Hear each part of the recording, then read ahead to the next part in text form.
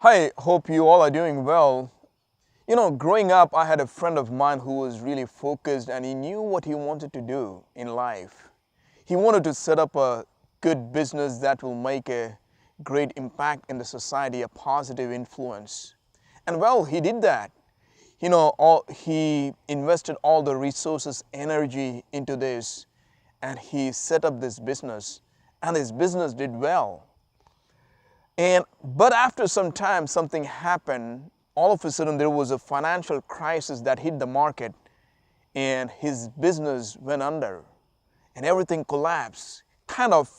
He lost his family and his life altogether. It took a while for him to come out of that, and actually, he never came out of that. He tried some other business, but none of those really worked. I know he used to tell me all these things, and this was his dream. He had a dream of building this business well. But looking back, it looked like his business had collapsed, had died, and there was no hope or future for that. The other day I was reading from the Gospel of Luke, chapter 7, verses 11 to 17. There's a story about Jesus and his disciples. They were traveling, going to a town named Nain. As they were approaching the city gate, there were a large crowd of people. They were coming out of the gate, and they were carrying a dead man. And this man was the only son of a woman who was a widow. And she was walking behind the large group of people because she knew what the end is going to be, because she was a widow. And some days back or some years back, I don't know when, her husband also had died. And the town people had carried the husband, the dead man, and had buried. And similarly, they were trying to do the same with her son who had just died. And they were taking him to bury this dead man. At that time, Jesus reaches there and he looks at this woman and tells her, "Do not cry." Not only that, Jesus goes to the bier and touches the dead man and tells him, "Young man, get up." And that man gets back to life once again.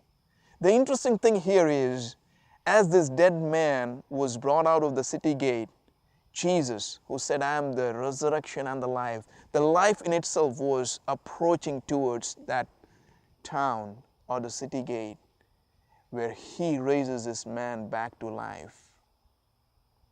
Think about this. This woman might have gone through growing up, had a dream of having a good family, a husband. She never thought her husband would die and her only son would die. And she knew what would happen in that moment. Jesus comes at the right minute, right time, at the right place, and gives her a new beginning, gives back her son. It's kind of the dream which was dead, which was lost, the hope which was gone. Jesus brings that back to life. I don't know about you, maybe you may be going through some difficult challenges in this season of life, in this time.